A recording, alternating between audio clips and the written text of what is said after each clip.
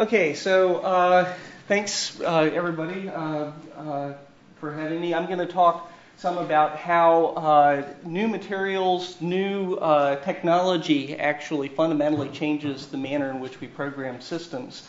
And that the current technology challenges are really upending our entire software environment, but also that our that any future developments have a similar and pervasive effect on the way that we program systems.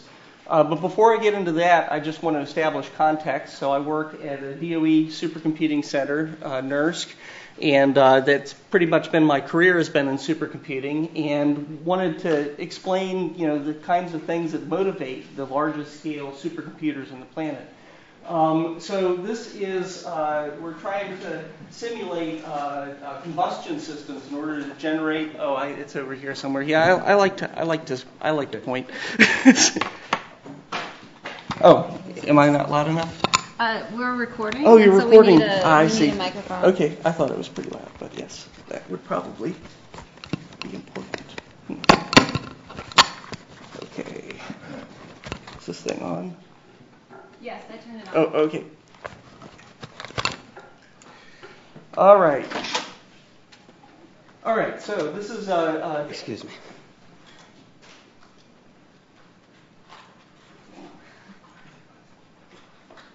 Great. Okay. So this is an example in combustion systems. So one of the missions of DOE is to develop more energy-efficient systems, solar cells, but also more efficient combustion, since it's 85% of our energy comes from burning things. So there are two aspects of this. This is a fuel injector assembly here, and so in order to investigate the fundamental dynamics of combustion, we use what are called direct numerical simulation, or DNS turbulence codes, in order to simulate the combustion processes inside of this injector assembly. But DNS codes take, just to do 3 by 3 millimeters for just a few microseconds, it takes the largest supercomputers on the planet at Oak Ridge and NERSC, just to do the 3 by 3 millimeter.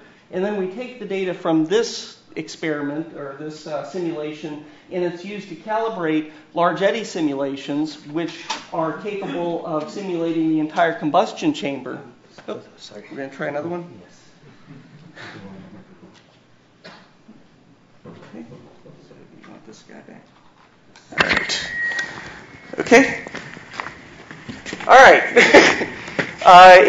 So in this code here, the large eddy simulations, just to simulate this, tiny little injector assembly, also takes the largest machines on the planet. But what we'd really like to do is go from, simulating tiny tabletop experiments or injectors to actually simulating entire combustion systems, because the complexity and the interaction of all the components. And so we want to go from having the largest machines on the planet simulating just the injector to the largest machines on the planet simulating the entire combustion system. And that requires exponential improvements in computing performance in order to achieve that kind of fidelity and scale. And so over the past 30 years, as tracked by the LINPACK benchmark, we have seen this phenomenal exponential growth rate in performance of supercomputing systems. And we've come to depend on that in order to get to the kind of performance and scale that we need to simulate these important systems. However, these improvements are now threatened. First off, and I showed this last time, this is a plot of the performance improvement with real data here in the blue points over the past 3 decades. But in about 2004, because of the End of Denard Scaling, this started tailing off. And if this is from Peter Kogi in the DARPA study in 2008, it showed that a simplistic ITRS roadmap model has us rolling over before we hit that exaflops mark. And if you have a full model that includes data movement and memory technology, we fall off the chart earlier than that. And so we're not going to get the kind of performance improvements we had in the past. And the power is the leading design constraint for the future of these machines. In order to forestall the effects, though, of the end of Denard scaling, we're able to continue on, but without clock frequency improvements in future machines. And the result here, another Kagi plot, shows that the only way to increase performance is through increased parallelism. So we've gone from modest growth in parallelism over the past 3 decades to an exponential growth rate in parallelism. And we're on track for hitting 1 billion way parallelism by the end of this decade. And all this parallelism is within the node, by the way, so it doesn't matter if you have a small simulation or if you're running a full exaflop machine. Everybody's going to get hit by this. So, parallelism growing at an exponential rate.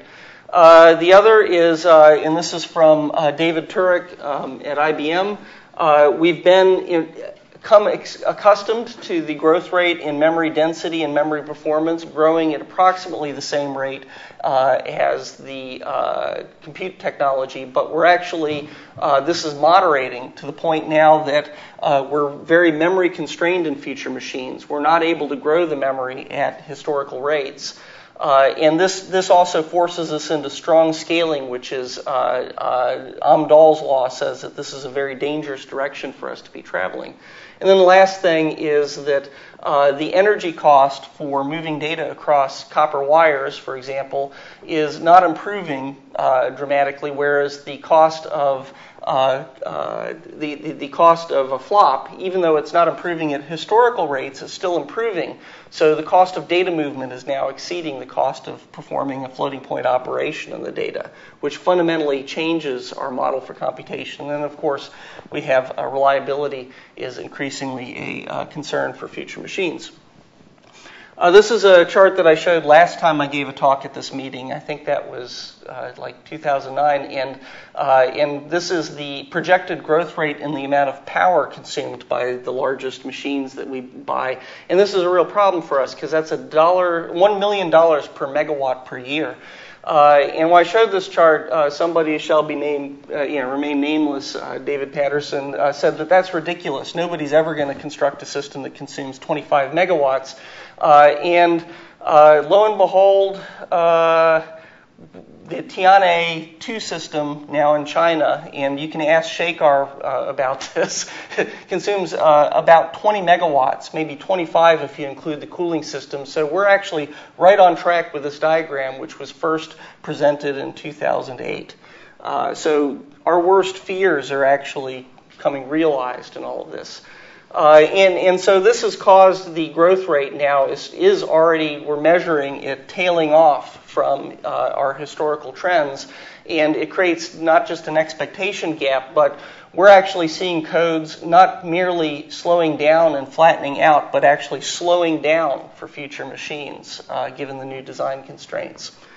And the reason why this is because this upending of the historical expectations for the behavior of the underlying hardware is inverting our programming systems. Everything that we hold in our mind, everything that we designed our software for, it's almost like opposite land. It used to be that the old constraint was clock frequency was our primary design constraint. We expected exponential improvements in clock frequency. But now power is the primary design constraint, and we're not seeing those kind of clock frequency increase anymore. Used to be flops were the biggest cost, and so everything we do in software systems and algorithms reduces the number of flops. But now data movement is the primary cost, and data movement dominates, so we need to optimize for data movement costs. All of our programming systems assume data movement is free. Just fundamentally the way we do MPI, the way that OpenMP works, the way that the C programming language works, it doesn't expose you to data movement. We expected modest growth in parallelism by adding nodes. Now we're seeing exponential growth rate and on-chip parallelism.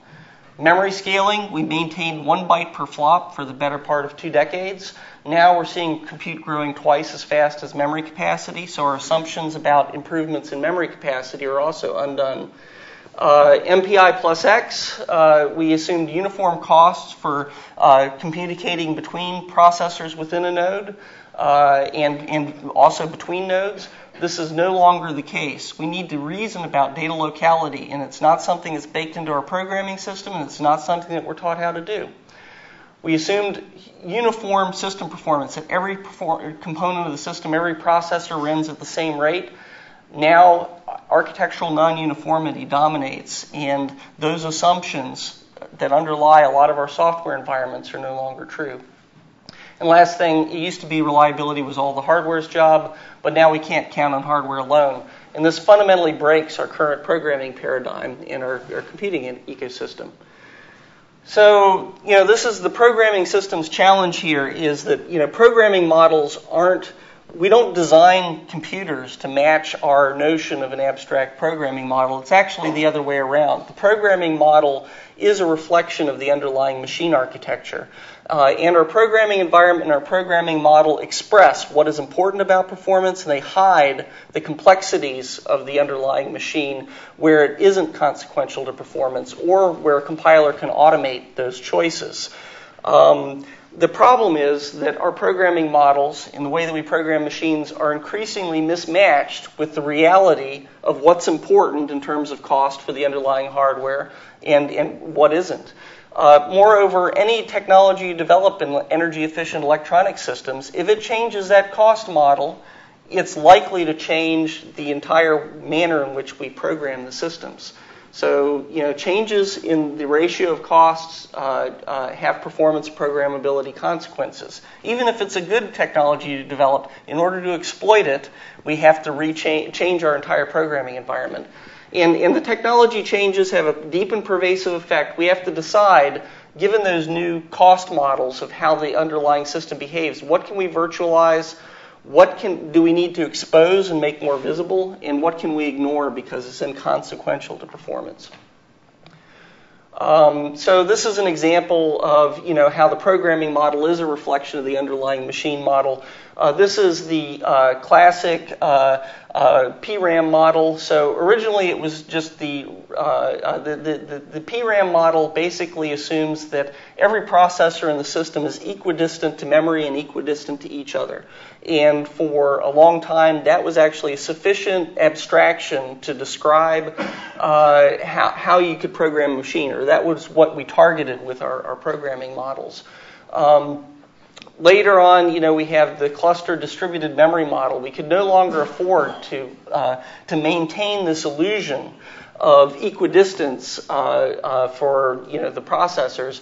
We switched to a model where we bought commodity nodes, and suddenly the difference between what constituted on node and what constituted off node had to be taken into account, and that fundamentally changed our programming model in response to that. We have PGAS models allow us a better abstraction for horizontal locality, but we need to go through all of those design constraints that I just described and figure out what's next. What is the new model that encodes the essential information about what the costs are? Can I make a request? Yeah. There's some acronyms here that we don't know. Oh, sorry. Yes, I keep on. The acronyms. I will expand some acronyms. So PGAS is a partitioned global address space. And it tries to, so MPI. So MPI is message passing interface. So for when we switched to cluster machines, we had to create a new programming interface that allowed us to send messages between the processors that constituted a cluster type system. We could still use shared memory inside of the node, but we used MPI as a way to lash many, many nodes together in order to construct larger systems. I will skip on PGAS because it's not actually going to be that important, because I'll move on this. And SMP is shared memory processor. That basically says that all of the processors are connected to the same memory system, and they can have equal access to that memory system, and you could ignore any distance effects, what was on node and off node. But that's no longer a viable abstraction. This is a more complicated model. You don't need to see this eye chart. This is all the complexity in its gory detail of everything that that a computer architect would need to worry about in a machine. And this is too much for any programmer to grok when they're writing a program. What you really want to do is come up with a simpler model, and we call this the abstract machine model. And the abstract machine model is meant to present you with a simple enough view of the machine that you can actually reason about what the performance consequences are of any software that you write on that machine. There's a lot of aspects of this computer architecture, a lot of design choices that really have some consequence, but not serious enough for you to even pay attention to. So, for each of those machine attributes that we had here, there's a lot of those attributes you can ignore, and so the model ignores that. There's other attributes that that you actually need to expose or enable the programmer to directly control because they really are important to performance. And there might not yet be a clear and automated way to make decisions, so the compiler can't hide it from you. And you have to have the human involved in the process to work in those description. And so an example is when we had that SMP model where everything was equidistant, you could pretty much ignore data locality. But now we actually need to expose or enable the programmer to express information about data layout or data locality. Otherwise, there will be a serious performance consequence for ignoring it. And then the last thing is, there's a point at which you expose it, but it might be that the strategy for optimizing or targeting that feature that's important for performance is well enough understood that you could expect a compiler to automate the performance optimization process. And so for that, we say we abstract it or we virtualize it. And an example is register allocation in computers. This is something a compiler does for you, and it does a good enough job that we don't really feel the need to expose it anymore. So we want to create a model that's as simple as possible, but not neglect any important aspects of the machine that are important to performance. So I'll talk about, I'll just give a couple of vignettes about things, technology disruptions that are happening right now that fundamentally change the way that we program machines. And the first one is the issue with the efficiency of moving data in a copper wire. So this is, just a hunk of metal, a copper wire. The interesting thing about this equation up here, and this is from David A.B. Miller, but I guess you could just figure it out for yourself, is that, the bit rate times the length divided by the cross section tells you, resistive, capacitive data rates, how much power it costs to move data across this wire. When you shrink things down, via Moore's law, better technology integration, the energy efficiency of this wire is not improving. So when we shrink transistors, they're still improving, not at historical rates, but they're still improving. But the wire is not improving as we shrink it down. So what's the consequence? Well, this is that diagram I was showing earlier, which is that the cost for executing a floating point operation, which is the thing that we used to value as the most expensive thing on a supercomputer, is improving still, but the cost of moving data across the chip is not. And the consequence is that flops are going to cost more than data movement. And yet all of our programming assumptions, all of our programming systems say value flops, preserve those. We even scramble data around. We move data to execute fewer flops. And this is exactly the wrong thing to do. So if flops are free, then why do we need an exaflop initiative? Exaflops and Exascale, it's kind of tarnished the name of our program here. So we call it the Exaflops program, but it's really not the flops that count. It's really about rechanging our balance in terms of data movement. Exa anything has actually become a bad brand. It's been associated with buying big machines for the hell of it, kind of like the Tiani system, and it sets us up for failure if this goal can't be met. But the major point here is that we overvalued flops, and we've sadly named our program after that. The real issue is data locality management. This is vertical locality management, which is moving data, the cost of moving data from memory up into the CPU core and back down again. We need to come up with hardware architectures that enable us to better control this data movement, because the costs are too expensive, but technologies that could reduce the cost of that data movement would also be valuable. Likewise, horizontal data locality management is the cost of communicating between peer cores. So this is in a parallel machine, you have two cores need to speak with each other, and that's also expensive. 5? Okay. So I'm going to move ahead. So what we're seeing right now is that because of the increased cost of data movement, and because our data programming systems no longer are valuing the wrong thing, they value flops, but they don't value data movement, that we don't see a speed up. You add more processors, we're not seeing a speed up. This isn't because there's no value in parallelism. It's because the programming system is dividing up loop iterations, and it's exactly the wrong thing to do. That's compute-centric. We need to worry about data locality. Call it the revenge of the Origin 2000, but nobody here will get it. So our old model is do a parallel do loop and divide the loop iterations equally amongst the processors in the system. This only works if the data costs are equal, or inconsequential. What we need is a new data-centric programming model, where you express how the data is laid out across the system, and then your loop statements operate on the data where it's located. People cite MapReduce as being an example of this, but MapReduce isn't quite sophisticated enough to describe the data layouts we need for scientific codes. We need to move from this OpenMP model to a new data-centric model. And this is an example that I'm going to skip through because I'm down to my last 5 minutes. Another is heterogeneity and homogeneity. So this is our current execution model. Most of the codes that we write assume that you divide those loop iterations equally amongst processors. We call this a bulk synchronous model, and that periodically after each loop you synchronize all your threads, and then you move on to the next loop nest.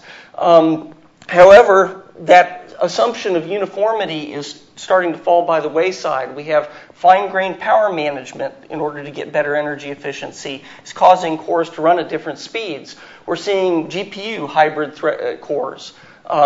We see non-uniformities in process technology such that the cores can't all run at the full speed anymore. And you're going to hear from Shekhar probably about near-threshold computing, where some cores might run half as fast or a quarter as fast as other cores in order to get energy efficiency improvements. And then lastly, fault resilience introduces some inhomogeneity into execution rates. And this is an example of where ECC error recovery delays some threads. And when you delay threads, either because of random stochastic noise or because one thread recovers from a fault, it causes this entire bulk synchronous model to fall apart. It no longer works anymore. And everything that we've written assumes this. And so we might need to go to more of an asynchronous or data flow type execution model, and that means rewriting everything. It undoes all the assumptions that we have about how we program for these machines. And these are very lightweight changes in technology. You guys are thinking of things that are even more serious than this. So, the conclusion overall here is that the emerging hardware constraints are completely mismatched with every assumption that we've made for our software systems for computers. The current emphasis is on flops, but the future is about preserving and reducing data movement. And also, there's many other assumptions that are broken. And so because of this, the technology changes fundamentally disrupt the way that we program our machines, because we value exactly the opposite things that are expensive now, and we don't value or we ignore things that are deeply consequential to performance for future machines. We use this performance portability as our metric for how we will evaluate future programming models that do respect what's expensive and what's not expensive. If we get the right programming model, then it shouldn't matter. These are physical constraints that are affecting this, not architecture. If we come up with the right programming model, it should work just as well in a GPU as it works in a mic or a Xeon, and that's because it's ignoring, abstracting, and expressing the correct things that are consequential to power, and those go all the way down to the very fundamental transistor technology that you do. Eventually, it percolates up through architecture and gets exposed to us as software designers. And that's it. Thanks. Thank you for finishing just on time. All right. Unfortunately, because of time, we'll have to have discussions between the sessions. That's fine. Really great talk. Thank you so much. You.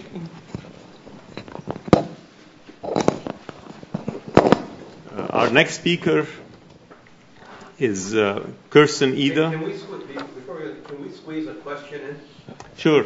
Yeah. So I have a question for you, and it has to do with the what is cost. I mean, one of the costs, because of the title of the symposium, is energy. Right. That's a cost. Yes. Maybe there are other costs. My impression is that communication is the most important thing. It's actually the most energy inefficient thing is communication. So what do you mean by costs? So I left it abstract because there are two choices that you can make as an architect. You can its power is the underlying driver for all of this, but there's also cost. And so within the chip, the cost is power, and you can either over-design the network on the communication network on chip, or you can under-design it, and you have to be more conservative in your use of it. So cost will either be performance if you design a energy-efficient network on chip, or it will be power if you over-design the network because you ignored that. And between nodes, the issue is the cost of cables, and that's actual physical dollars cost. And so if you ignore it, your cost is that you pay a performance penalty. But if you and also if you over-design the interconnect, then the machine is more costly. So you pay one or you pay the other, but it's all cost. Okay. And the other question is, you had so communication was very important. How do we know what's critical? Is it a really short distance communication on chip? Is it longer distances? How do we know about these relative costs with respect to the let's say wire length distribution or the distance you have to go? We actually have been collecting bandwidth taper diagrams, which is a whole nother talk, and we find that actually as much of the power is going on chip as off chip because as the bandwidth tapers, but I mean the communication requirements taper as you get further away from the core, but as the costs go up. But so they're actually power is almost flat if you have a correctly designed chip, and I can share with you some of our bandwidth taper diagrams. But in other words, there are problems at all length scales of communication. At all lengths. And if you solve one, you still haven't solved the whole problem. Yes, but again, the real issue between nodes isn't so much the power; it really is the cost in bandwidth density. Whereas on chip, it really is the power is the fundamental problem. Okay, thank you.